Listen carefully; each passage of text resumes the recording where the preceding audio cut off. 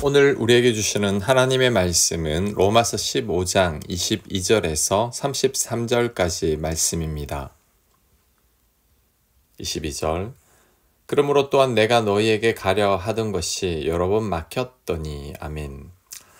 바울은 여러 번 로마에 가려 했으나 그 길이 번번이 막혔다고 합니다. 이 대목에서 놀라운 것은 하나님의 사람 바울도 자신의 계획대로 되지 않았다는 사실입니다. 그는 기도의 사람이었고 능력의 사람이었죠.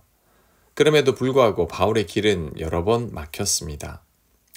또한 바울은 풍랑을 여러 번 만났고 광도의 위협을 받기도 했으며 매도 여러 차례 맞았습니다.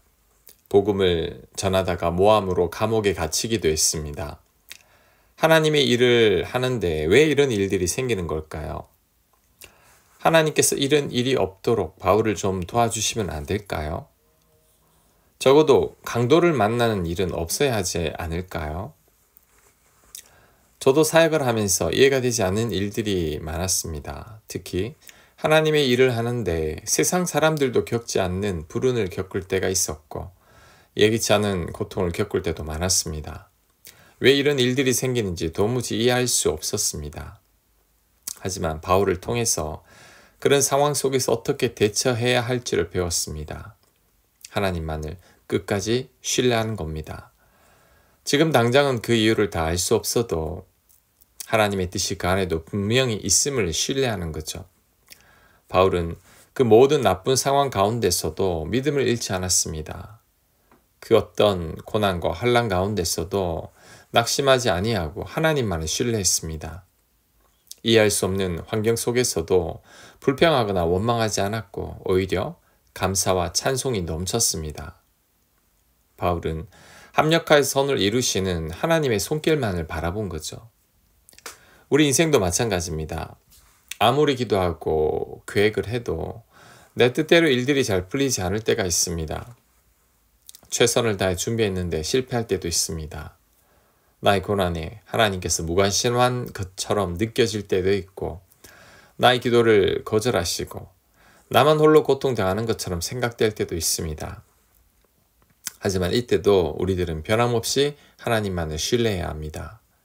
하나님은 우리가 다 알 수 없는 분이십니다. 그분의 계획은 우리의 이해를 초월합니다. 하나님은 언제나 선하시고 나보다 더 깊고 넓은 뜻을 분명히 가지고 계신 분이십니다. 우리는 이 사실만을 굳게 믿어야 합니다. 바울의 길이 막혔던 것은 실패가 아니었습니다. 그것은 하나님의 인도하심이었죠. 우리들의 인생도 마찬가지입니다. 지금 막힌 길 뒤에는 더 크고 놀라운 하나님의 계획이 숨어 있습니다. 그러므로 낙심하지 말아야 합니다. 이해되지 않아도 원망하지 말아야 합니다. 끝까지 하나님만을 신뢰해야 합니다. 그럴 때 하나님께서 우리의 삶을 가장 아름답게 인도해 가실 것입니다. 23절 이제는 이 지방에 일할 곳이 없고 또 여러 해 전부터 언제든지 서바나로 갈 때에 너희에게 가기를 바라고 있었으니 아멘. 바울이 로마에 가려고 했던 것은 이미 여러 해 전부터 계획하고 있었던 일이라고 합니다. 지금 있는 곳에서 그의 복음을 다 전했기 때문에 다른 곳으로 가려고 하는 거죠. 하지만 그럼에도 불구하고 가지 못하고 있는 바울입니다. 그것도 몇 대 동안 가지 못하고 있습니다.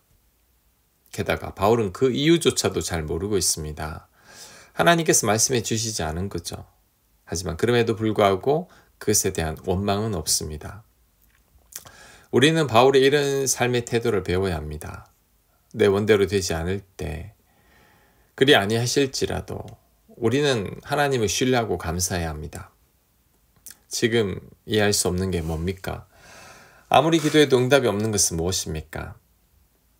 불평하고 원망하기보다 하나님만을 신뢰해야 합니다. 지금은 알 수 없지만 다 이유가 있을 겁니다. 합력하여 선을 이루시는 하나님의 큰 뜻이 분명히 있을 겁니다.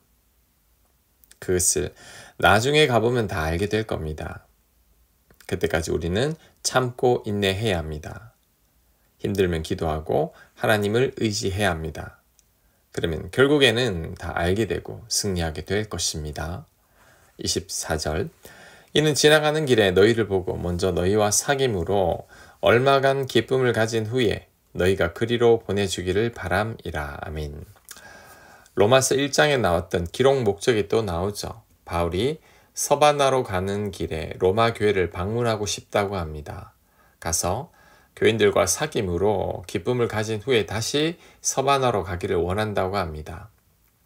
먼저 로마 교회로 가서 성도들과 교제하고 그리고 마지막 전도지인 서바나로 갈 때에 좀 힘이 되어 달라고 요청하고 있습니다. 서바나 선교의 거점 역할을 해주면 좋겠다라고 말하는 거죠. 바울이 로마서를 기록하는 동기이기도 합니다. 25절 그러나 이제는 내가 성도를 섬기는 일로 예루살렘에 가노니 이는 마게도냐와 아가야 사람들이 예루살렘 성도 중 가난한 자들을 위하여 기쁘게 얼마를 연보하였음이라.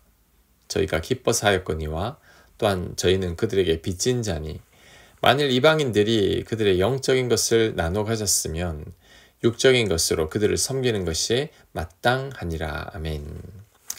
자, 그러나 지금은 바울이 예루살렘에 간다고 합니다. 그 이유는 예루살렘 교회의 가난한 자들을 위해 헌금을 전달하기 위해서죠.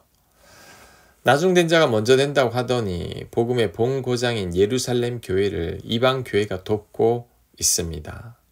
쉽게 표현하면 선교지에 있는 교회가 파송한 한국 교회를 돕고 있다는 거죠. 자, 이것을 볼 때 먼저 된 우리들이 늘 겸손해야 함을 배울 수 있습니다. 한국 교회는 지금 많이 쇠퇴하고 있습니다. 동남아나 중국이나 이슬람권들은 부흥의 불길이 일어나고 있습니다. 이러다가 나중에는 정말 선교지에 있는 교회들이 우리를 위로할지 모릅니다. 자, 그리고 이방 교회들이 기쁨으로 예루살렘을 도왔다고 합니다. 왜냐하면 그들이 복음의 빚을 진 자들이기 때문이죠.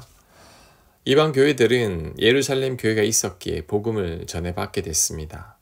그러므로 그 은혜와 빚을 갚기 위해 예루살렘 교회가 어려울 때 돕고 있는 거죠.